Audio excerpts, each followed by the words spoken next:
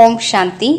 B.K. Surajbhai அவர்களின் தாரணை வகுப்பு, மார்ச் 19, 2025. சிவதந்தை நம்மை மனிதரிலிருந்து தேவதைகளாக ஆக்க வந்திருக்கின்றார். நமது மனதினை, புத்தியினை மற்றும் சம்ஸ்காரங்களை முழுவதுமாக பரிசுத்தமாக்குவதற்கு, அவற்றை தனது மூலமான நிலைக்கு கொண்டு செல்வதற்கு நமக்கு ஞானத்தை வழங்கிக் கொண்டிருக்கின்றார். நாம் தன்னைத்தான் கண்டறிவோம். மேலும் நம் மனதினை மாசற்றதாக ஆக்குவோம். புத்தியையும் சுத்திகரிப்போம். சத்தியமான விவேகத்தினால் நிறைத்துக் கொள்வோம். மேலும் நமது சம்ஸ்காரங்களை சுகமளிப்பவையாகவும் மிகவும் தூய்மையானதாகவும் சத்யுகத்தின் சம்ஸ்காரங்களை ஒத்ததாகவும் ஆக்கிக் கொள்வோம். பலருக்குள்ளும் இருக்கும் பழைய சம்ஸ்காரங்கள் அவர்களை மிகுந்த தொந்தரவிற்கு ஆளாக்குகின்றன. சிலருக்குள் மிகுந்த காமத்தின் சம்ஸ்காரங்கள் இருப்பதால் விஷவிகாரம் இல்லாமல் அவர்களால் இருக்க முடிவதில்லை. சிலருக்குள் கோபத்தின் சம்ஸ்காரங்கள் அதிகமாக இருக்கின்றன. சின்ன சின்ன விஷயங்களுக்கு கூட கோபப்பட்டு கொண்டே இருக்கிறார்கள். சிலருக்குள் கோபித்துக் கொள்ளக்கூடிய சம்ஸ்காரங்கள் இருக்கின்றன. சிலருக்குள் பிடிவாதம் பிடிக்கும் சம்ஸ்காரங்கள் இருக்கின்றன. சிலருக்குள் துக்கத்தோடு வாழ்வதற்கான சம்ஸ்காரங்கள் இருக்கின்றன. சிலருக்குள் கடுமையான வார்த்தைகளை பேசுவதற்கான சம்ஸ்காரங்கள் இருக்கின்றன. சிலரிடம் பிறரை பற்றி சிந்திப்பது, பிறரை பார்த்து கொண்டிருப்பது, இப்படிப்பட்ட சம்ஸ்காரங்கள் இருக்கின்றன. இந்த அனைத்து சம்ஸ்காரங்களையும் இப்போது நாம் மாற்றிக்கொள்ள வேண்டும். நமது சம்ஸ்காரங்கள் மிகுந்த தெய்வீகமானவையாகும். நமது அழகான சத்யுக சொரூபத்தை நினைவு செய்வோம்.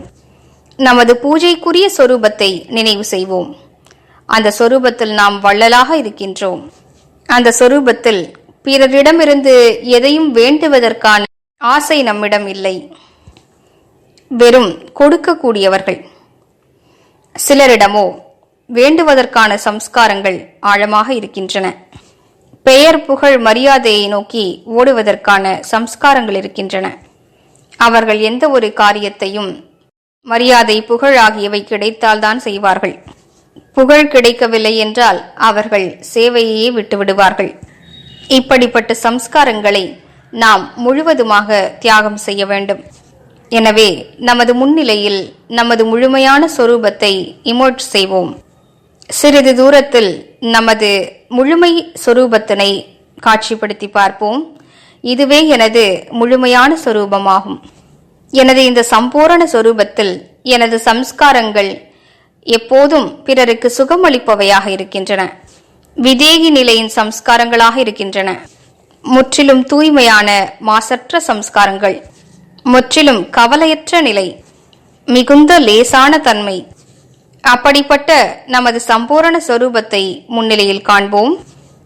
இவையே எனது சம்ஸ்காரங்கள் என்ற எண்ணத்தை உருவாக்குவோம். தற்காலத்தில் இருக்கும் சம்ஸ்காரங்கள் எனது சம்ஸ்காரங்கள் அல்ல. ஓர் அழகான மனோவியல் விதிமுறை என்னவென்றால், எந்த சம்ஸ்காரங்கள் உங்களுக்கும், குடும்பத்தினருக்கும், உங்கள் குழுவில் இருப்பவர்களுக்கும் தொந்தரவை ஏற்படுத்துகின்றனவோ, அமைதியற்ற சூழலை உருவாக்குகின்றனவோ, அந்த சம்ஸ்காரங்களை பற்றி அனுதினமும் குறைந்தது 5 முறைகளாவது இவை எனது சம்ஸ்காரங்கள் அல்ல என்ற எண்ணத்தை உருவாக்குவோம். இவையோ ராவணனுடைய சம்ஸ்காரங்கள். இந்த மாற்றானின் சம்ஸ்காரங்களை எனது என்று எவ்வாறு நான் ஏற்றுக்கொண்டு விட்டேன்?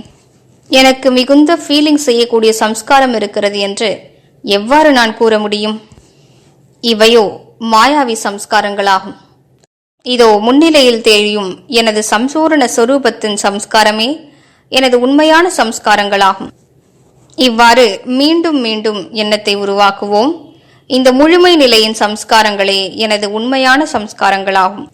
அப்போது மெல்ல மெல்ல சம்ஸ்காரங்கள் மாற்றமடையும். தவறாக நாம் உருவாக்கிவிட்ட சம்ஸ்காரங்கள் நாம் புறக்கணிப்பதால் மெல்ல மெல்ல நம்மை விட்டு விலக துவங்கும். எந்த தெய்வீக சம்ஸ்காரங்களை என்னுடையவை என்று ஏற்றுக்கொண்டு விட்டோமோ அவை நமக்குள் நிரம்ப துவங்கும். எனவே இன்று முழு நாளும் நமது தெய்வீக சம்ஸ்காரங்களை காண்போம். முக்கியமாக நமது சத்யுக சொரூபத்தின் பெருமிதத்தில் மூழ்கியிருப்போம். நமது தேவ சொரூபத்தை மீண்டும் மீண்டும் காட்சிப்படுத்தி பார்ப்போம். மேலும் பாபாவிடம் புத்தியோகத்தை இணைப்போம். பாபா, நீங்கள் எங்களுக்கு எத்தனை பெரிய பலனை கொடுக்கிறீர்கள். உறங்கி போன எங்களது அதிர்ஷ்டத்தை விழிப்படைய செய்கிறீர்கள். இவ்வாறு இன்று பாபாவுடன் பேசிக்கொண்டே இருப்போம். அவருக்கு நன்றி கூறுவோம். மேலும் சர்வசக்திவான் பாபா என் தலை மீது குடைநிழலாக இருக்கின்றார் என்று அனுபவம் செய்வோம். ஓம் சாந்தி, சாந்தி.